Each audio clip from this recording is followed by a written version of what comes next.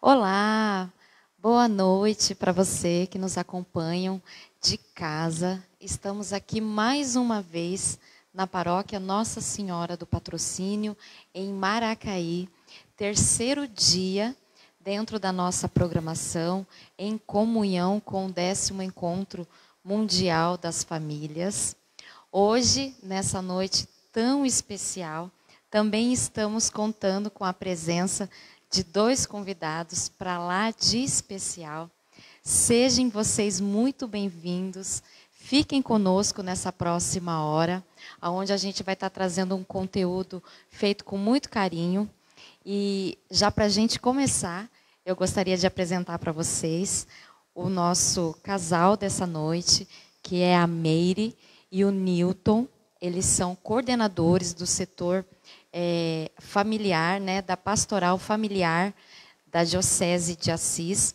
São de EP e estão aqui conosco essa noite para estar falando sobre o tema amor familiar. Então, sejam muito bem-vindos, Newton, Meire. É um prazer recebê-los aqui.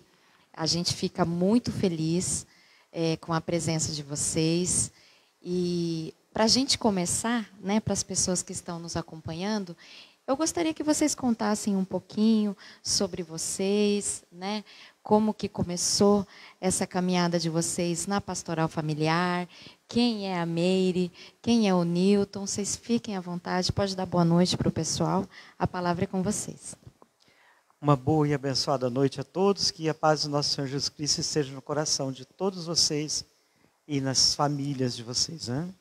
Boa noite também a todos. Eu deixo aqui o nosso abraço, né? Eu agradeço você também, Dani. E é muito bom falar de família, muito bom. Queremos agradecer aqui a paróquia Nossa Senhora do Patrocínio, né? Daniela e o Nilson, que está ali na técnica, né?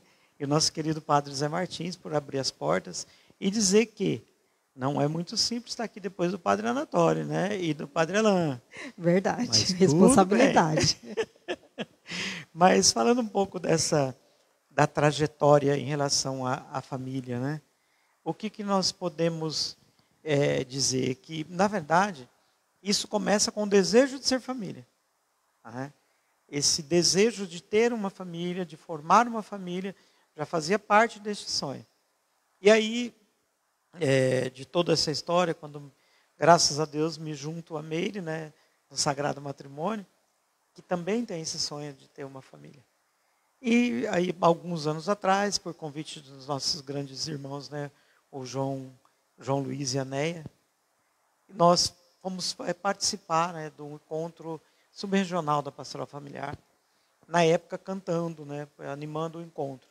E na sequência fomos convidados, né, a participar da pastoral familiar. E o trabalho de família já acontecia, só que não dentro da pastoral familiar. Nós ficamos muitos anos assessorando, por exemplo, a pastoral da criança, sempre voltado, né, para esse trabalho. Eu e a Meire, nós trabalhamos, eu por mais de 10 anos, desenvolvendo projetos para a FAO, que é a agência da ONU, em comunidades de extrema pobreza, nossa formação é de SEBS, a minha formação, né, nas comunidades eclesiais de base. E aí é onde você vê realmente onde o calo aperta na falta da família. A Meire vem de uma experiência um pouco diferente que eu queria que ela citasse. Na verdade, a minha criação, né, minha bisavó era da Assembleia, né? E minha mãe, minha avó, então minha criação foi evangélica. E aí conheci o Newton. Casamos, depois de 4 anos, quando a gente teve nosso primeiro filho, Pedro Henrique. Aí foi a nossa decisão, né? O nosso combinado foi, quando viesse o primeiro filho, aí a gente tomaria a nossa decisão, né? E a Igreja Católica me acolheu muito bem, né? Eu gostei muito, o trabalho social é encantador e me apaixonei. E aí me batizei e estou aqui na igreja, né, servindo também. É engraçado, Meire, você falando sobre isso, porque ontem, na live de ontem, o Padre Alain ele estava comentando, né, como que as histórias nascem, a maneira como Deus usa de várias situações específicas para estar chamando, né, a pessoa para essa graça. Mas tem algo também que me chamou muita atenção no que você estava falando, Newton, é que vocês estavam fazendo, animando. Então, quer dizer que você também era do Ministério da Música. Você também é? Na verdade, nós somos o Ministério. Eu e a Meire somos uma dupla. Acabamos, inclusive, semana passada lançamos um CD novo. Olha, que bênção. As nossas crianças tocam conosco. Que maravilha! Que família realmente exemplar. Toda a família envolvida, os filhos. E que história bacana, né? Nossa, assim, realmente me fez lembrar muito o que o Padre Alain nos disse ontem, né? Exato. E vocês estão casados há quanto tempo? 22. 22 anos casados, 23 anos juntos, né? Contar do namoro. E o nosso namoro, do namoro ao casamento, foram 9 meses. Certo. E ela não estava grávida. Foi muito rápido, mas não estava mesmo. Depois de 4 anos, que aí veio o nosso primeiro filho, né, o Pedro Henrique, e depois mais 4 anos a Maria Clara. Então, assim, foi tudo planejado e desejado, né, estava no coração de Deus mesmo. Que fosse assim essa história. Que coisa bonita. Eu estou impressionada, né? Como eu disse para vocês, eles moram em EP, e eu não os conhecia pessoalmente. A gente não se conhecia um pouquinho antes aqui nos bastidores da gente iniciar essa live. E eu estou realmente encantada. Eles chegaram aqui com os filhos, estão ali no backstage, digamos assim, ali atrás do Nilson aí que está transmitindo. E que bênção, né? Que coisa bacana, que família realmente engajada. Então, vamos lá. O tema, né, escolhido pela igreja do 10º encontro das famílias desse ano é amor em família, vocação e caminho de santidade. Né? Esse é o tema dessa edição. Vocês, enquanto coordenadores, enquanto já com uma certa caminhada, né, pela maneira como vocês estavam nos explicando, quais são as esperanças assim que vocês têm com relação a esse evento, a esse 10º encontro que está acontecendo lá em Roma, que a Igreja do Brasil também em comunhão, a nível das dioceses, das arquidioceses, a nível das paróquias, estamos todos em comunhão, fazendo as nossas programações. Mas como vocês enxergam assim, quais esperanças assim que irão surgir através desse encontro? Então, nosso querido Papa Francisco, né, dizia a irmã Jussiara da Copiosa Redenção, que Deus sempre levanta um grande profeta para animar a igreja, na hora que é necessário. Vinha, né, o grande Papa São João Paulo II, antes do Bento XVI, que hoje é o Papa da família, Papa São João Paulo II. E depois vem aí o Papa Bento XVI, né, que na sequência o nosso querido Papa Francisco, que põe em prática, na verdade, o Concílio Vaticano II. Né? As coisas são um pouquinho lentas, né? Mas o grande lance deste encontro, que eu acho espetacular, que é exatamente aquilo que o Papa Francisco é o que ele vive, da igreja em saída, é a primeira vez que, simultaneamente, acontece o encontro lá em Roma e também em todas as paróquias do mundo. Ele conclama toda a igreja para se fazer presente, porque nós tínhamos pessoas que iam até o encontro, o evento, poucas pessoas, que é muito difícil. O encontro anterior foi em Dublin, né? E agora, esse ano, agora em Roma.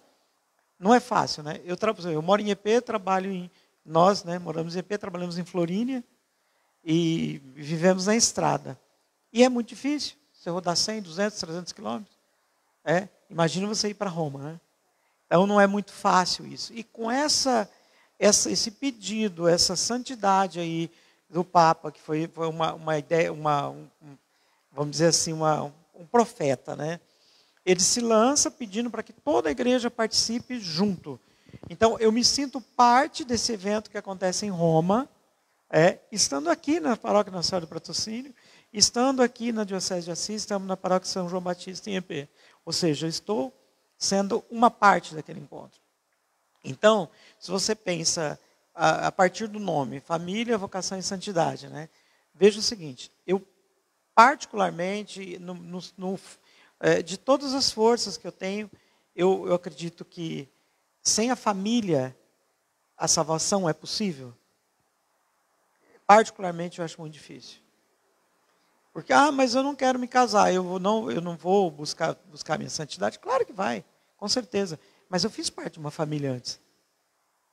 Se eu estou aqui, foi porque minha mãe me ensinou a rezar um Pai Nosso, uma Ave Maria, me ensinou que estar na igreja era bom. Ou seja, mesmo que eu não queira constituir uma família daqui por diante, mas eu vim de uma família que me estruturou. A Meire mesmo não sendo... até acho interessante que a avó dela levava ela em Aparecida, né? Nas romarias. Então ela já estava com o pezinho lá também. A avó, né, parte de pai, né, que era católica, mas a parte de mãe era evangélica. E só puxar o gancho aí do Newton, esse ano assim, a gente está fazendo parte deste encontro, porque pensando mesmo em paróquia, né? Porque é grandioso esse encontro, né? E aí as pessoas via, mas naquela questão da distância. E hoje não, nós estamos vivenciando. Esse que é o legal desse ano. Eu achei bem bacana.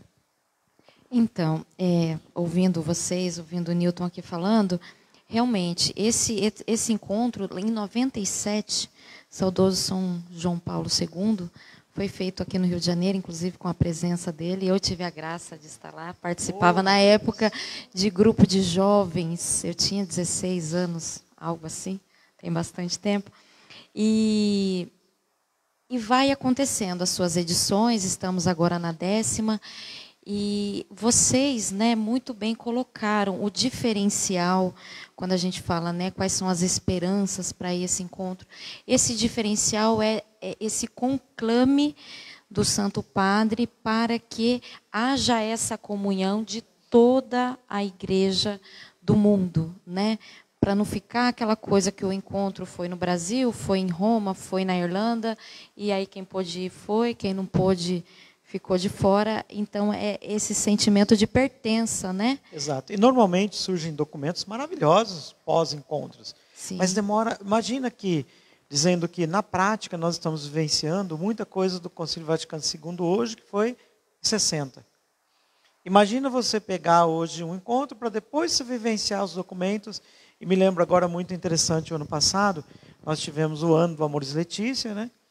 E que era uma comemoração de 30 anos se não me falha a memória, que agora 30 anos do Familiares Consórcio, que é o RG, a certidão de nascimento da pastoral familiar, e 5 anos do Amoris Laetitia.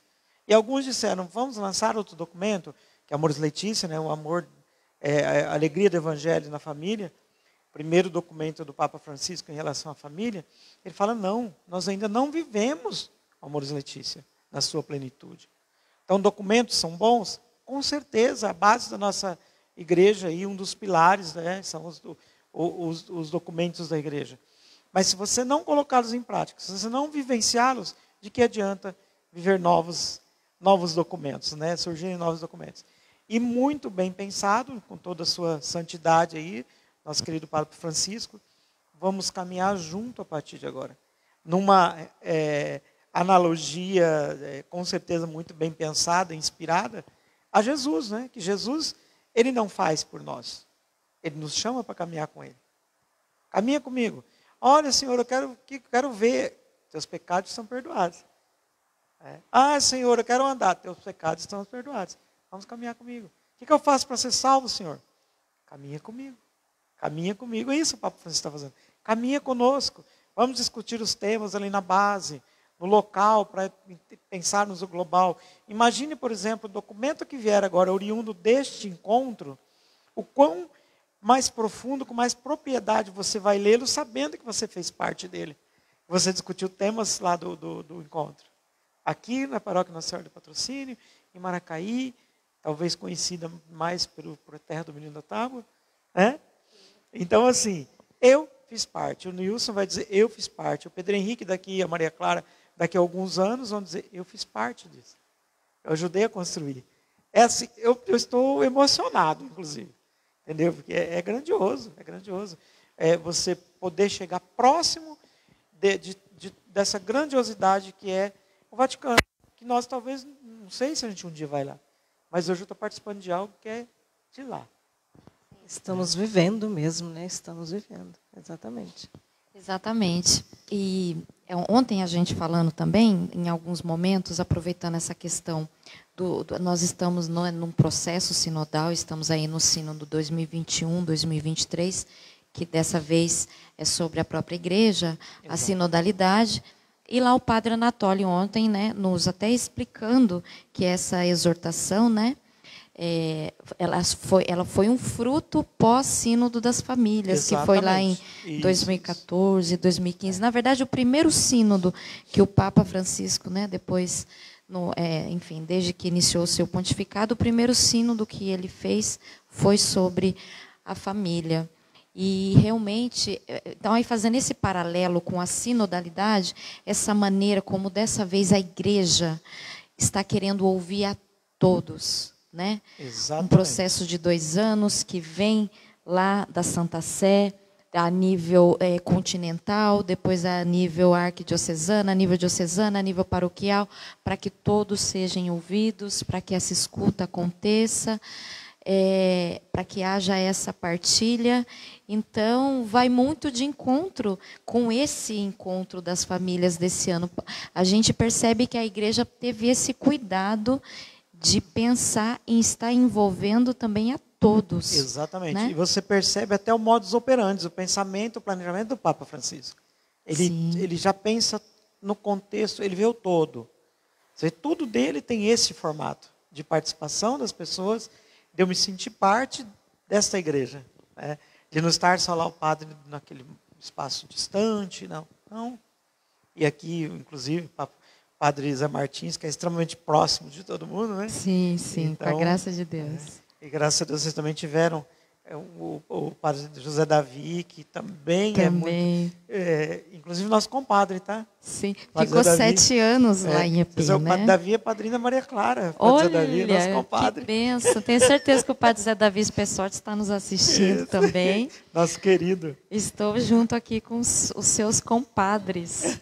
Que benção, que benção. E padre Guilherme também. Exato, o padre Guilherme celebrou, inclusive, a abertura da semana lá, que está tendo, porque no nosso caso, a Paróquia São João Batista teve o trido, né? Uhum.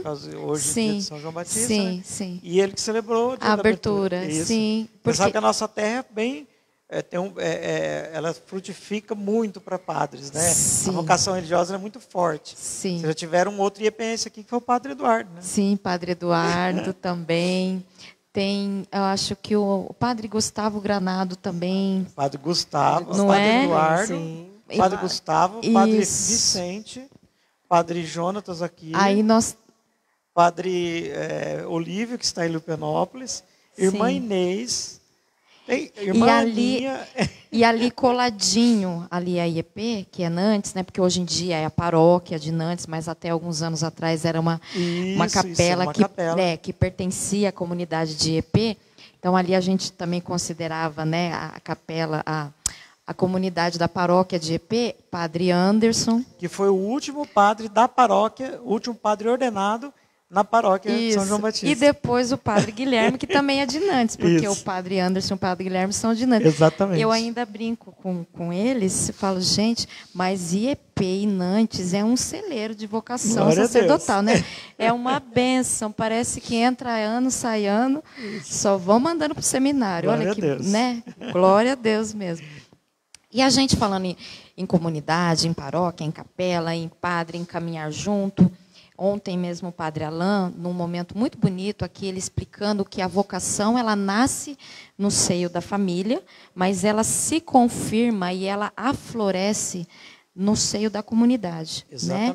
No caminhar da comunidade. Então, aproveitando essa reflexão, eu gostaria que vocês explicassem para a gente a importância também do caminhar da família no trabalho comunitário, no trabalho da paróquia, esse caminhar, essa missão da família na comunidade. Vocês conseguem fazer um paralelo? Então, eu sempre digo o seguinte, que a família é a maior a maior e a melhor universidade que existe. É onde eu aprendo a ser gente, é onde eu aprendo a partilhar.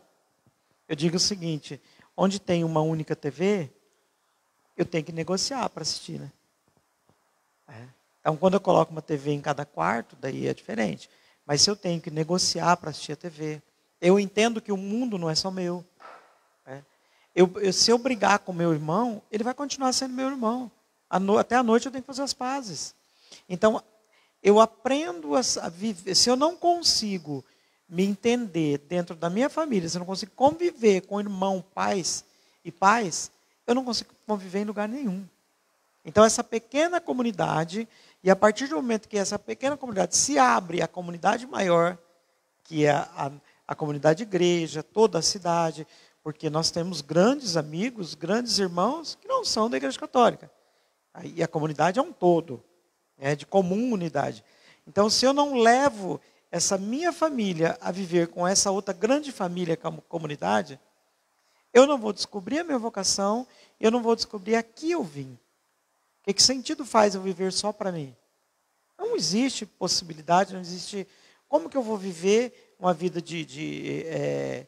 digamos assim, de solidão, de egocentrismo, de pensar só na minha vida, naquilo que é bom para mim? Então, eu tenho que ver a comunidade, eu tenho que viver essa comunidade para eu ver as coisas que não agradam a Deus e me causar estranhamento e eu querer ver. Ser profeta de denúncias também, porque quantas coisas têm acontecido de errado. Quantas questões relacionadas às crianças que estão sendo assoladas por músicas que sensualizam, abusos de toda espécie, não só o físico.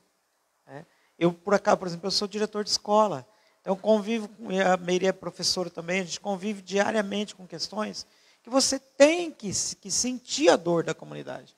E você não sente a dor da comunidade se você não viver ela. Se você não receber as pessoas na sua casa para orar com você, para rezar com você, que seja para rezar um terço, uma Ave Maria, ou para cantar um louvor. Se eu não vivo essa comunidade, se eu não vou na casa do outro, se eu não vou para rezar também, para abençoar o outro. Que seja para... Eu digo que às vezes você vai visitar uma pessoa, eu não tomo café, eu não gosto de café.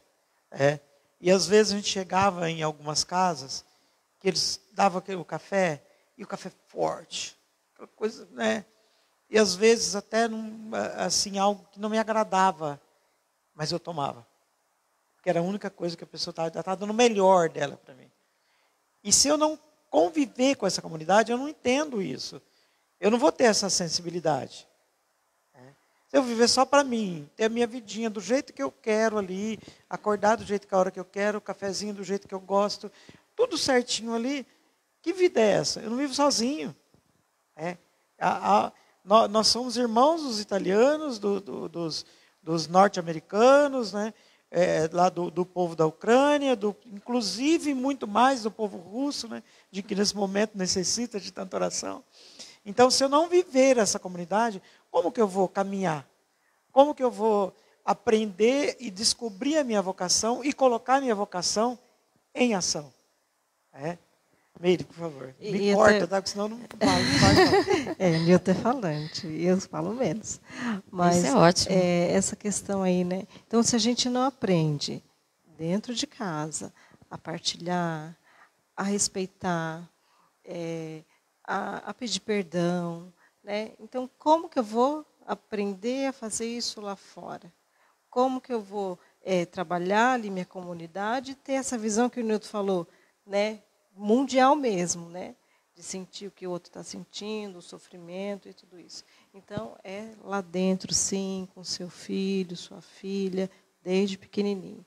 É saber fazer tudo isso para que lá fora, né, eles dêem o melhor mesmo.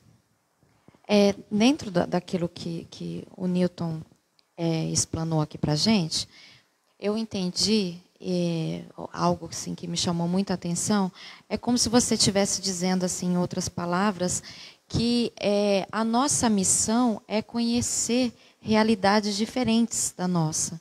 Que se você não vai visitar o seu irmão, se você não vai partilhar com o seu vizinho.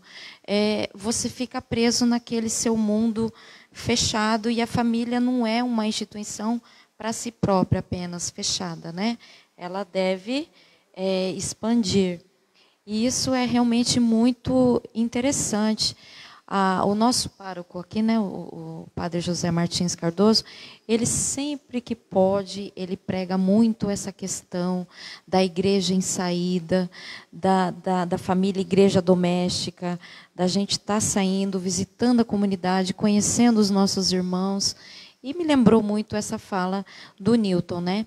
E também, Newton, aproveitando um gancho aí que você falou, que é uma outra informação que eu também não sabia, você é diretor de escola, todos da área da educação, a esposa é professora, o marido é diretor, e você comentou que às vezes existem muitas situações em uma criança que algum maltratos, abuso, não necessariamente físico, mas às vezes emocional, psicológico e tal.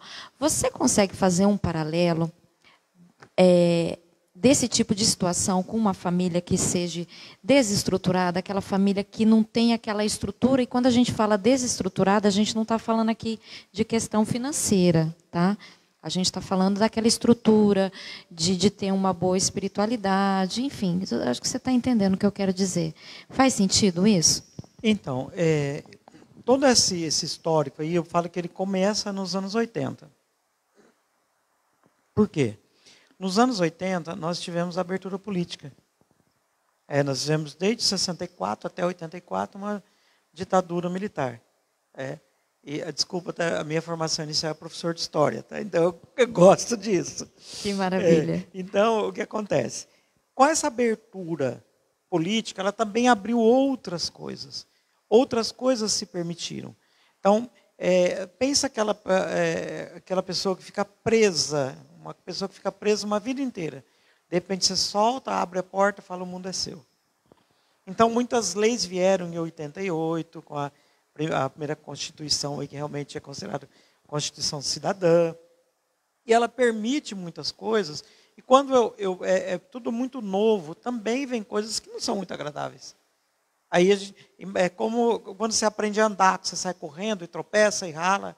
Então, são momentos. Ela começa com essa abertura, permite-se algumas coisas que não, e muitas delas vão contraditoriamente a muitos ensinamentos cristãos. Então, nós nos perdemos um pouco nisso. O advento das músicas que sensualizam. Eu falo que houve um período, que eu não vou falar o nome, que tinha os baixinhos, que viveram um momento, né, assim que era da roupinha curta, que era de chamar o Jesus do cara, o cara, né? O cara lá de cima. Então, tem algumas coisas que nós estamos perdendo nesse processo.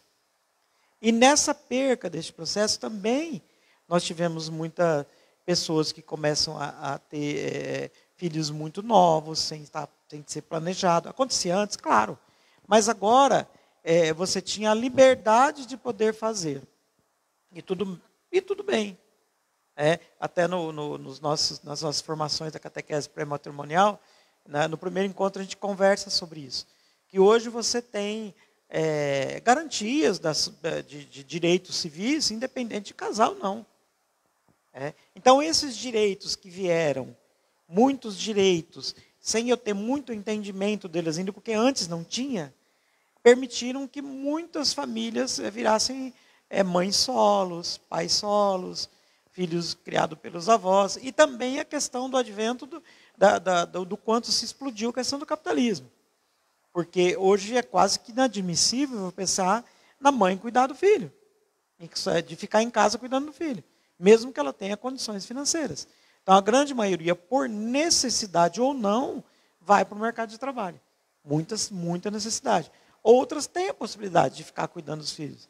Mas, dentro de uma vertente da liberdade... Do feminismo. Exatamente. Né? E nós somos feministas, tá? Mas feministas de dizer que a mulher tem todos os seus direitos garantidos, claro. Mas não o feminismo de não querer ser mãe, o feminismo de de dizer meu corpo, minhas regras. Este não. Este não. E, então, todo esse advento da liberdade política, que não estou dizendo que foi ruim, só foi os excessos, né, na minha visão, e também a questão do capitalismo, que coloca toda a família trabalhando e os filhos sendo criados e educados, na melhor das hipóteses, pelos avós, e muitas vezes por terceiros, né? Isso vai levando, se eu não vejo, eu como filho, não vejo meus pais sempre juntos, me levando para a igreja, vivendo uma vida de família, por que eu vou me apaixonar por essa vida de igreja? Por essa vida de família, se eu não vivi isso? Por favor, Meire, corrija minhas falhas aí. E até essa questão que o Nilton falou, né? De não trabalhar, né, quando teve os filhos. Foi uma opção nossa, né, minha, principalmente. Eu trabalhava antes de ter os filhos. E aí, quando veio o Pedro Henrique, depois a Maria Clara, então, assim, eu fiquei 8 anos, né, sem trabalhar. Sem trabalhar fora de casa, Fora né? de casa, mas me dedicando, assim, a Porque eles. em casa a gente trabalha o dobro, né? Muito. Bastante, cuidando de filho. Fora, né, trabalhando fora. Então, assim, para mim foi maravilhoso, porque minha vocação é ser mãe. Eu amo. Então, assim, o meu sonho sempre foi ser mãe. Eu me dediquei mesmo a eles. Então, assim, não perdi nada. Eu também espero que eles não tenham perdido nada, né? Com certeza não perderam. Eu tive essa graça também de quando eu tive meus filhos. Eu fiquei uns bons anos fora do mercado de trabalho, porque também senti que era o momento de me dedicar a esse papel importantíssimo, que é o papel de mãe. E depois, quando eles estavam maiores, aí, né, já me senti um pouco mais preparada para deixá-los, eles com mais autonomia, para eu poder voltar para o mercado de trabalho. Mas ainda dentro disso que a gente está falando, então, igual o Nilton usou a frase seguinte: se o filho não vê o pai junto com a mãe, levando eles para a igreja, eu queria entrar nisso. Ontem a gente estava até comentando a graça que é quando a gente vê uma família que serve a Deus juntos. Vocês, no início aqui, nos contou que vocês têm um ministério de música, cantam, um filho toca, outro filho toca outra coisa, e eu acho isso maravilhoso. Aqui na nossa paróquia, nós temos famílias que os pais são ministros da Eucaristia, o filho mais novo, coroinho, o mais velho, corto, tem um outro filho que é do canto, e eu acho muito bonito, porque a gente educa, né, a nossa família, a gente constrói através do modelo e do exemplo também, muito mais do que dos conselhos, não é? Então, eu gostaria que vocês também fizessem uma reflexão sobre isso, da importância dos pais, né, de família, pais e mães, serem modelos para os seus filhos, né? Porque às vezes falam: ai, padre, o meu filho tem 15, 16 anos, não quer vir para a igreja, não quer vir para a missa, reza por ele, para ele, né? Obviamente que a gente vai rezar, tudo, mas aquela criança, ela foi trazida desde pequena, ela viu, né? Então, eu gostaria que vocês falassem um pouquinho sobre isso. Até, inclusive, né, dessa questão da educação através do exemplo, né? Como é que eu vivo perante os meus filhos? Por exemplo, desde que as crianças começaram a assistir televisão, nós nunca mais tínhamos novela em casa. Porque você vê e fala: ai, mas a culpa é da televisão que passa toda porcaria. Todo início de programa tem a faixa de idade para a criança, se pode assistir ou não. O pai é que vai permitir. Agora, a grande questão eu vou colocar os filhos no quarto, em outra TV? Ou eu vou viver esse momento junto? De repente, os casais trabalharam o dia todo. O momento que está ali para jantar junto, tá? Estar junto à mesa e também assistir televisão, né? E aí podem estar juntos para ver algo que seja bom, que seja pedagógico, né? Educativo, construtivo. E aí não, o filho vai ter que ir lá para o quarto porque eu quero assistir a novela. E em que isso enobrece, né? Então, como é que que mensagem eu estou passando para o meu filho? Por exemplo, tem uma coisa que a gente costuma ver muito, agora não vê muito porque o povo não convida muito para essas coisas, não. Então é o aniversário do meu filho. Chega lá, só tem cerveja, Não tem nada de criança. Às vezes aluga lá uma cama elástica, um negócio para ficar longe, lá, as crianças se acabando lá, que eles gostam, claro, mas ali cerveja e bebida alcoólica, tudo mais, num aniversário de criança. E funk, né? Não tem, né? E tem todo um histórico do funk aí, né? O tempo não permite a gente entrar nessa seara. Porém, a grande questão é, como é que eu vou levar o meu filho para a igreja se eu não for? Levar quer dizer ir junto. Não é levar, trazer de carro, largar na porta da igreja e voltar a buscar depois. Eu tenho que viver essa fé. Eu não posso ser um católico de ter uma música para a igreja e outra música em casa. Eu não posso ser um católico que o meu filho vai para a igreja e eu não vou. Então eu tenho que viver essa realidade. E não por obrigação, mas por ser algo que é extremamente benéfico, importante e basilar para a família. É viver essa igreja em todos os espaços que eu estiver. Na minha casa, no meu trabalho, em todos os espaços ser esse exemplo para o filho. Então, é nesse sentido. Né? Eu vivo muito bem a pastoral familiar, a minha fé católica, lá na reunião e na missa. E a hora que eu saio daqui? A missa, às vezes, a pessoa vai uma vez na semana. Então, ele vai viver Deus só uma vez na semana. Como é que é o restante desse momento? Como é que é o fora da igreja? Né? Então, sempre muito bem colocado, a igreja em saída, não só a partir do padre, mas daquele que é batizado. De levar essa igreja para casa, de levar essa igreja para os vizinhos, de levar essa igreja para o trabalho, e lembrando que essa igreja é Deus, essa igreja é Jesus. Ser essa igreja mesmo, santa. né? De ser a igreja, né? De colocar na prática, de dar o exemplo, né? De vivenciar mesmo.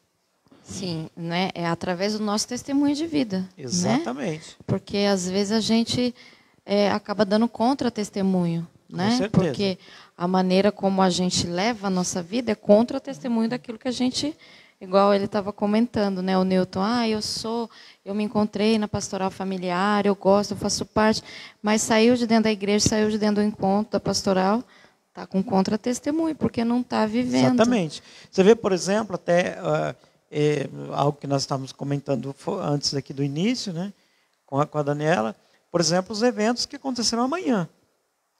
Esses eventos que acontecerão amanhã, nós iniciamos esse processo lá atrás, foi um projeto que nós montamos a partir de um trabalho com um amigo e pensamos, olha, essa é uma prática da Amores Laeticia. O que acontece? Todos nós aí que já trabalhamos, né, no meio de grupos maiores, sabemos que existem N piadinhas contra o casamento, que às vezes no grupinho de homens fala mal das esposas, E aí? Todo mundo falando que o casamento é uma instituição falida. E o que eu tenho feito para dizer que isso não é verdade? O que eu tenho feito no meu dia a dia? Primeiro, se fala mal do matrimônio da minha esposa, eu não estou nesse espaço, eu não tenho que estar nesse espaço. Não faz parte. A Meire deve se lembrar lá atrás, uma vez que eu falei para ela, onde não cabe minha família, não me cabe. E aí, quando eu faço a comemoração, a renovação dos votos e a comemoração desse aniversário de matrimônio, o que eu estou mandando de mensagem para a comunidade? Olha, o casamento, o matrimônio não é uma instituição falida. Eu estou aqui há 50 anos e estou feliz. Eu estou há 22 anos e estou feliz. Você está há quantos anos? 17 anos. Então, nós estamos aqui. Existe uma estrutura que nos deixa feliz. É algo que se eu tivesse que continuar me casando, continuaria casando com a Meire. Não sei se ela aceitaria. Mas eu estou completo e feliz. Então eu tenho que dizer isso para o mundo. Enquanto toda uma sociedade, eu digo que trabalhar para a família é trabalhar na contramão da sociedade. Tudo depõe contra. Então eu não posso ser eu tenho que ser esse fator de diferença. E por que um outro fator também deste projeto da comemoração, que eu digo o seguinte, a Bíblia diz, né, e nós acreditamos, nós cremos nisso, que a partir do momento que nos unimos em matrimônio, somos uma só pessoa. A Teologia do Corpo, de São João Paulo II, nos coloca que somos incompatíveis, inconcebíveis, incompreensíveis sozinhos. Só somos completos estando juntos. E aí o que acontece? Se eu me torno uma única pessoa a partir do matrimônio, eu tenho que comemorar qual data? Aniversário natalino ou aniversário do matrimônio? Aniversário de matrimônio. Então vamos dizer isso para a sociedade. O matrimônio é uma bênção e está firme e continua firme. Se depender de nós, vai continuar. Nós estamos aqui, estamos felizes, estamos comemorando. E vamos partilhar, vamos viver em comunidade, vamos fazer uma festa maravilhosa, muito mais cara que muitas pessoas podem pagar, porque todos estão fazendo juntos. E mostrar para os jovens, olha, o casamento está aí, a família está aí, é bom ter família, né? Não é uma instituição falida. Então, para eles acreditar nisso, para os meus filhos, através do nosso casamento, que eles também têm esse desejo de constituir a família deles, né? Até inclusive nessa situação, que nós temos feito um trabalho aí árduo aí para a implantação da catequese pré-matrimonial. E aí uma das questões que muitas pessoas não sabiam, né, que a preparação ela acontece em 3 momentos. Tá? Nós temos a preparação remota, a preparação próxima e a preparação imediata. Não sei se você já tem intimidade com essa. Pode explicar para a gente, que eu tenho certeza que muita gente que está acompanhando agora ficou curioso. Explica então como que é o processo. Qual que é a preparação remota? Quando ela começa? Muita gente fala que começa no namoro. Não, ela começa no batizado. Porque com o passar dos anos, vivendo em uma família, eu vou formando essa criança para o matrimônio, para ser família. Então, essa preparação acontece na igreja doméstica. Eu vou preparando essa criança, ele vendo essa vivência do casal, isso é bom e eu quero. Aí vem o papel do pastoral familiar. Mas tem alguns que não têm os pais junto. Como é que ele vive? A pastoral familiar tem que providenciar isso. Através de encontros, através de visitas, trazendo para conhecer. Papel da pastoral familiar. Aí depois vem a preparação próxima. Quando é a preparação próxima? Quando eles se tornam noivos. Que é o que todo mundo chamava de encontro de noivos, de curso de noivos. Não é mais. É catequese pré-matrimonial.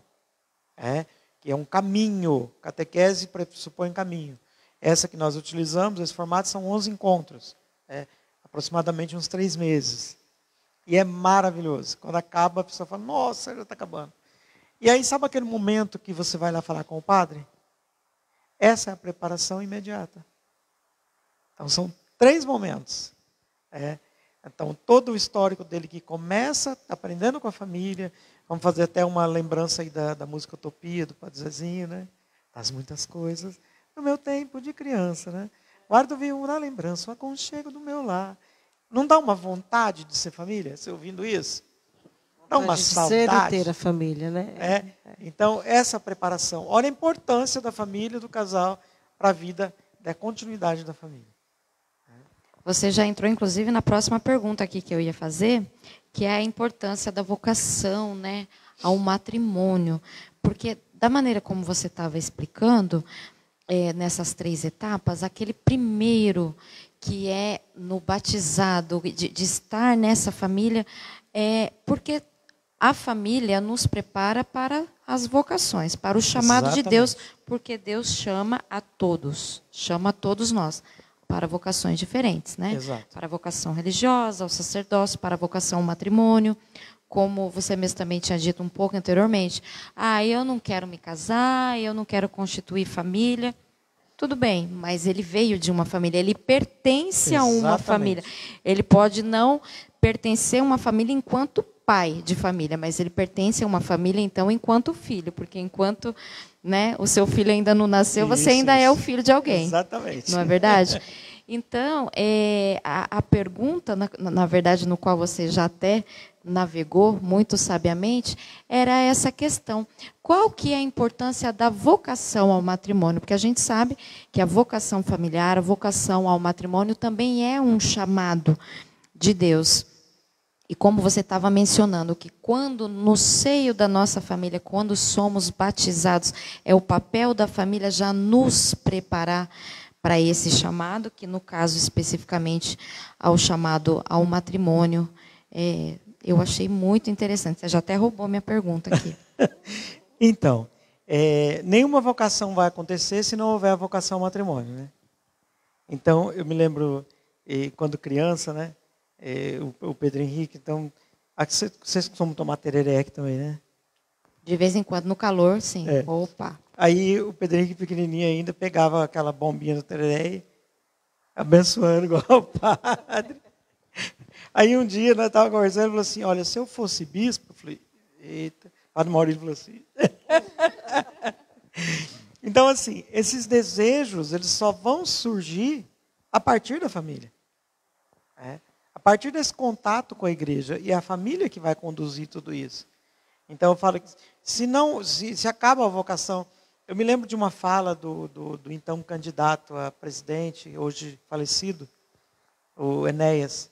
Ele dizia que sem a família, o mundo estava fadado ao fracasso, à sua extinção. E como teremos mais filhos, como teremos mais padres, como teremos mais gerentes de banco, diretores de escola, como teremos, né, novos apresentadores, cinegrafistas. Como é que vai ter se não houver a vocação familiar? Meire, por favor. E eu estava aqui lembrando mesmo, né, do Pedro Henrique. E também a Maria Clara. Ela fala, mãe, quando eu casar, eu tiver a minha casa. Então, a gente vê que desperta, né, o desejo também de ter família. Ai, mãe, quando ter os meus filhos... E tem crianças que a gente vê que não tem isso. Não tem essa vontade. Para que ter família se eu vou sofrer como a minha mãe sofreu? Né? Então, gente, como isso é importante, né? Como é importante. Muito, muito importante, porque igual a sua filha, quando ela comenta, né? Quando eu tiver minha casa, quando eu tiver meus filhos, é porque ela almeja ter o que ela tem na casa dela, o que ela vê em casa dos pais. Agora, às vezes você vê uma menina, uma jovem mulher que, não, eu sou feminista, não quero me casar, não quero ter filho. Não estou dizendo que seja errado. Mas se você for investigar a fundo a vida dessa moça... Será que realmente ela quer isso que ela está falando? Ela tem... Ou ela viveu uma situação que levou ela a pensar no passado, ela teve um ambiente familiar onde foi incutido na cabeça dela que a família não é algo bom, não é agradável. Então, realmente, como a Meire disse, o quanto é importante, né? E assim, para ver como... se você pega uma boneca e dá para o menino, ele vai pegar pela perna, ele vai jogar. Agora, se você dá uma boneca para uma menininha de um ano, 2 anos, ela pega a bonequinha, ela coloca aqui, exatamente. É o instinto materno. É o instinto materno. Isso é nosso. É nosso, não, né? Podemos perder, né? Não eu falo, quero ter a sensibilidade das mulheres. Não vai tirar essa sensibilidade, né? Não pode, pelo amor de Deus. Os homens e as mulheres são diferentes por graça divina. Graça divina, exatamente. Né? Que maravilha. Antes da gente iniciar essa live, a gente estava aqui conversando nos bastidores, e eu estava comentando com um casal aqui, né? Que agora, com essa volta gradual, na verdade, aí já de alguns meses, do final do ano passado para cá, começo desse ano, a volta gradual, que eu digo das nossas atividades da igreja, atividades presenciais, os cursos, né? Toda aquela nossa vivência pastoral, eu estava comentando com eles, né? Que nesses 2 anos praticamente de pandemia, em que a vida pastoral não pôde acontecer, quando começou a poder voltar, só era permitido as missas, porém, enfim, a gente sabe disso, você que está nos acompanhando sabe muito bem como foi esses 2 anos de provação para todos nós. E o Nilton falou uma coisa muito interessante, que ele disse assim, olha, a pandemia nos trouxe algumas dificuldades, porém nos abriu outras janelas, né? No caso da gente estar podendo usar exatamente as mídias sociais, toda essa parte de comunicação social para a gente estar alcançando mais pessoas, talvez a nossa mensagem chegar mais longe. E aí, dentro disso que a gente estava conversando aqui antes da gente entrar no ar, eu gostaria que vocês fizessem uma reflexão, né, Meire e Nilton. Como que vocês acham que a pandemia, esses 2 anos difíceis que o mundo inteiro viveu, em todos os âmbitos, né? Mas principalmente vamos falar aqui no nosso âmbito de igreja. Como que você avalia esses 2 anos de pandemia para a gente, assim, enquanto pastoral, familiar, enquanto caminhada, né, de igreja? Como que você faz a avaliação desses 2 anos de pandemia? Você sabe assim que Deus, né, e a vida nos coloca oportunidades. Eles nos apresentam algumas situações para que a gente possa crescer. Então, quantas famílias, por exemplo, tiveram o prazer de estar juntos por mais tempo? É claro que, infelizmente, também mostrou um outro lado dos abusos e algumas coisas nesse sentido também. Violência doméstica, né? Porém, eu e a Meire, nós somos terapeutas sistêmicos, com trabalho com família. E aí, uma informação aí que é muito interessante é que a criança, até do 0 aos 7 anos, toda a inspiração dela é da mãe. Do 7 ao 15 é do pai. Então, e muitas vezes ela não tem esse contato, por alguma questão que aconteceu na família, ou por desleixo mesmo, ou falta de conhecimento, ou falta de desejo dos pais. E uma das coisas que permitiu que os pais estivessem juntos agora foi a pandemia. Que mesmo que tivesse, por exemplo, porque eu trabalhei todos os dias normalmente, só aquele primeiro mês que eu fiquei um pouco, acho que 2 semanas em casa, o restante eu trabalhei normalmente, não teve nem férias tirei. Mas eu pude estar mais em casa à noite, a Meire estava mais em casa, que estava lecionando, né, remoto. Então, houve essa oportunidade de estarmos juntos, de rezarmos juntos, de dar valor à Eucaristia por não poder estar aqui presente. E aí, assim, nós somos usando também dessas questões que surgiram para criar novas formas. Então, por exemplo, na Semana da Família, nós fazíamos os encontros, lives também, encontros em espaços abertos, e fazíamos, por exemplo, uma carreata ao invés de caminhada. Fazíamos carreata maravilhosas, carreatas de pessoas que não sabiam ir entrando na carreata, com a Sagrada Família à frente. Fizemos em EP, fizemos em Gardênia, e muitas outras comunidades fizeram. Momentos de reflexão. Então, por exemplo, a jornada mesmo que a gente está te falando, jornada de animação da família cristã, fizemos por esses 2 anos online, que alcançou pessoas em quantidade que a gente jamais imaginava. Porém, é necessário esse contato. E este contato está sendo muito mais valorizado agora. Porque eu falo que eu sentia muito falta de abraçar. Eu sou um abraçador, assim, lascado. Eu chego perto de alguém, fico tendo medo do marido, achar ruim, fico abraçando todo mundo. Não sei se você viu o abraço que eu dei arrochado no Padre Zé Martins ali. Vi. Eu adoro abraçar. Em casa, as crianças, a gente vive se beijando, graças a Deus. Nunca saí de manhã, de madrugada, sempre trabalhei fora de casa, nunca saí sem dar um beijo neles, nem dormiram sem a gente falar. Então, assim, eu gosto do contato. E ultimamente, parece que as pessoas estavam se distanciando, não querendo esse contato. E apesar de ter afastado do contato com o externo, te propiciou também estar mais junto com essa família. Isso foi bom. Isso pode ser tirado coisas positivas de tudo isso. Né? Meire, por favor. Sim. E é a oportunidade mesmo que a gente... Porque, assim, antes da pandemia, nossa vida era muito corrida. Agora voltou a ser corrida também, né? E aí deu um tempo para nós, né? O Nilton ficou umas 2, 3 semanas em casa, então a gente pôde almoçar junto. Muito tempo a gente não almoçava junto, né? Então chegava muito tarde também em casa, a questão da janta. Então, assim, a gente também teve essa oportunidade de estar junto. É a questão da missa, né? A gente teve esse privilégio, como a gente tocava no ministério, a gente poder comungar. Mas teve dias que a gente não comungou e a gente sentiu na pele mesmo, né, aquela pessoa que não podia, antes mesmo da pandemia, comungar, né, só espiritualmente. Então, a gente pôde se colocar, né, no lugar dela também. Então, teve muitas coisas que a gente aprendeu com isso, boas. Né? Quando eu lembro que alguns dias atrás aconteceu algo que eu falei para a minha família e falei para o Padre Arnaldo só. Logo quando voltou mesmo, assim, que a gente pôde ficar sem máscara, mas ainda nós continuamos usando, mas eu recebi a Eucaristia um dia e ela estava doce. Doce de verdade. Eu chamei o Padre Arnaldo e falou, ele ficou assim, falou, milagre, daí eu falei, amém. Falei, para mim, que eu tomo posse, né? Então, assim, quando você sente que está longe, que algo que você tinha com tanta facilidade, por exemplo, IEP tem missa todos os dias. E às vezes a pessoa mora do lado e não vai.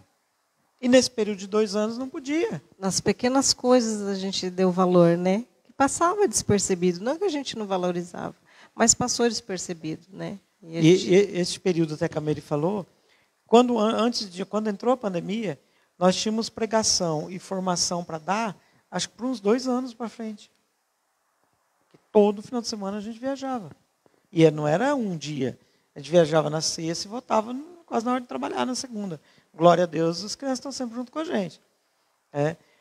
O Padre Maurílio falava que a gente era os missionários da estrada. Os missionários da estrada, eu gostei, viu? Família missionária da estrada. Adorei isso. E vocês tocaram num ponto muito central, né? De como nós precisamos, estamos ainda no mês, né, de Corpus Christi. Semana passada aí estávamos celebrando a Eucaristia e o quanto foi difícil ficar sem Jesus Eucarístico, não é verdade? O quanto a gente passou a valorizar isso naquele período que a gente não podia. E que eu aproveito para lembrar, né, uma coisa que eu acho espetacular. Eu já falei isso para muitos padres amigos, né, pais da nossa fé, que o padre, nós temos essa graça, que o padre é o único que pode nos trazer Jesus Eucarístico. É único. Único. Tem até uma frase, que eu não sei se eu vou falar o nome certo da santa, se foi Santa Teresa d'Ávila que disse essa frase, em que ela diz assim, entre um anjo e um padre, eu me ajoelho perante o padre, não perante o anjo. Porque o anjo, apesar de ser um ser celeste, ele não me traz Jesus Eucarístico, e o padre traz. O anjo então é eu ajoelho mensageiro, diante né? do padre. O grande papel do anjo é ser mensageiro, né? E o papel do padre é in persona Christi. Olha que maravilha. Exatamente. Então vamos amar nossos padres. E orar pelos nossos padres, sempre, né? sempre, Rezar sempre, pelos sempre. nossos sacerdotes. A gente já parece que não, mas a gente já está quase se aproximando. Tão rápido, né? Quando a gente... Ai, é tão gostoso, principalmente quando é um tema em que a gente gosta e eu acho incrível, sensacional. Vocês que estão nos acompanhando de casa, espero que vocês também não tenham visto passar o tempo, que a gente já está quase chegando no final da nossa live, quase chegando a 1 hora, mas ainda temos tempo. E não precisam se apressarem, fiquem totalmente à vontade. Mas eu gostaria de pedir que vocês passassem uma mensagem, né, para as famílias que estão nos assistindo sobre o significado, em comunhão com esse encontro das famílias, mas da importância da gente estar vivendo esse momento. Para as famílias que estão nos assistindo, qual que é a importância da gente se debruçar sobre isso, porque a gente está num momento propício para falar sobre isso, porque a igreja toda, né, a Santa Sé, o mundo inteiro está se debruçado sobre o tema família, sobre o tema amor familiar. Então, eu gostaria que vocês deixassem uma mensagem para as pessoas que estão nos acompanhando de casa, para as famílias. Por favor, Mãe. O que eu digo assim, gente, nunca desista da família de vocês.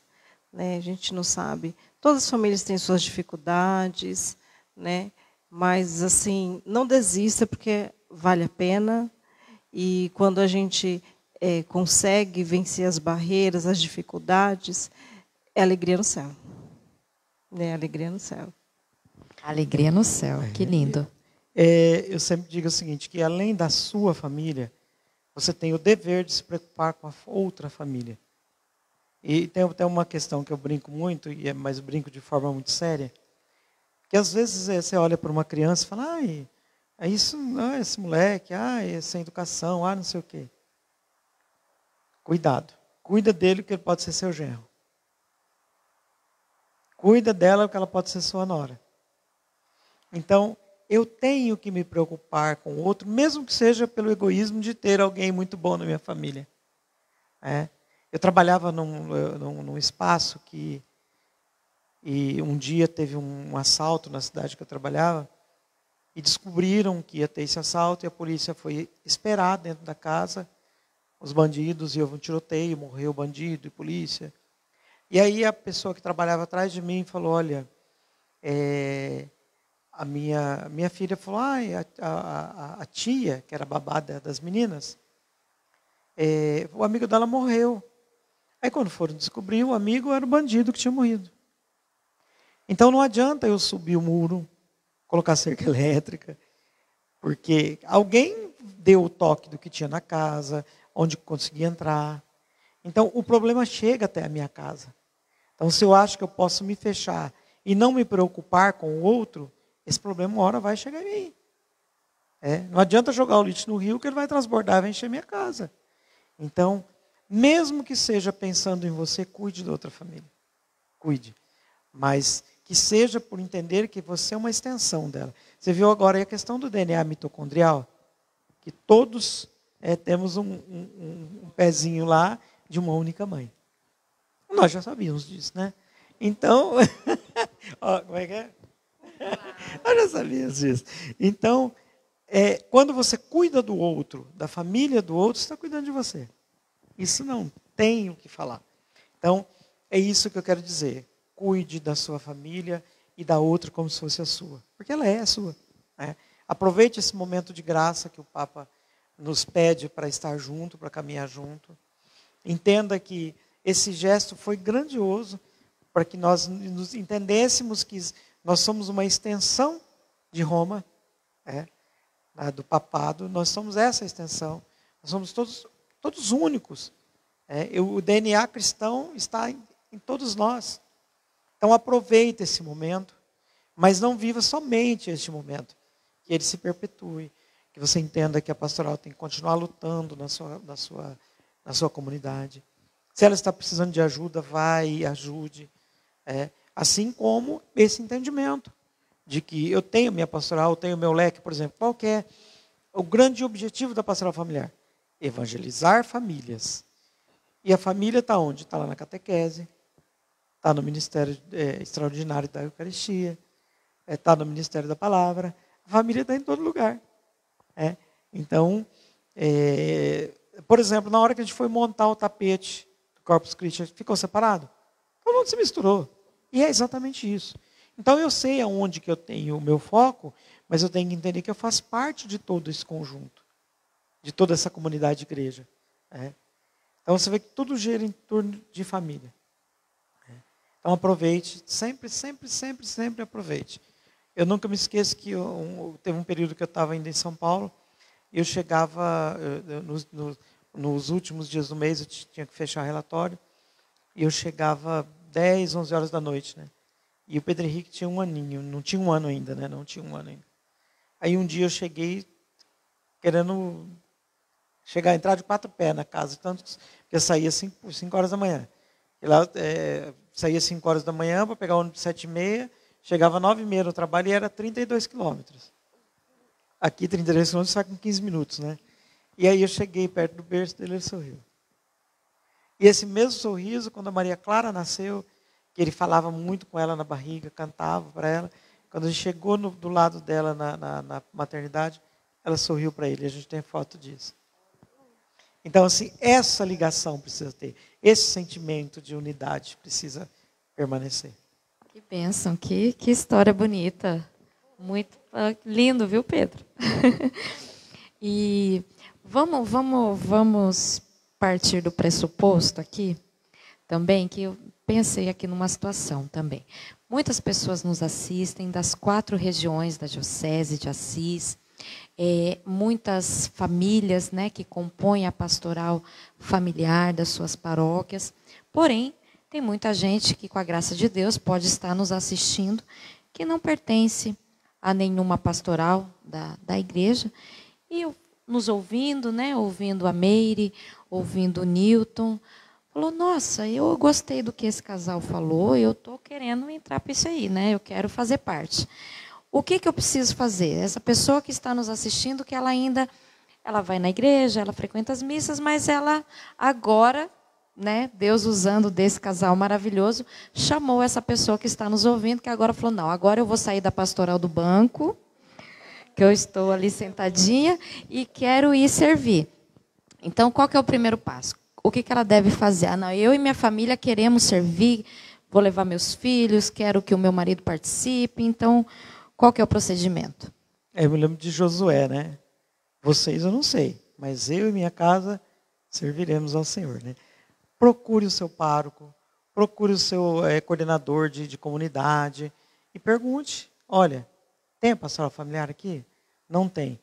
Ah, mas eu queria então, quero formar essa pastoral. Liga para a gente.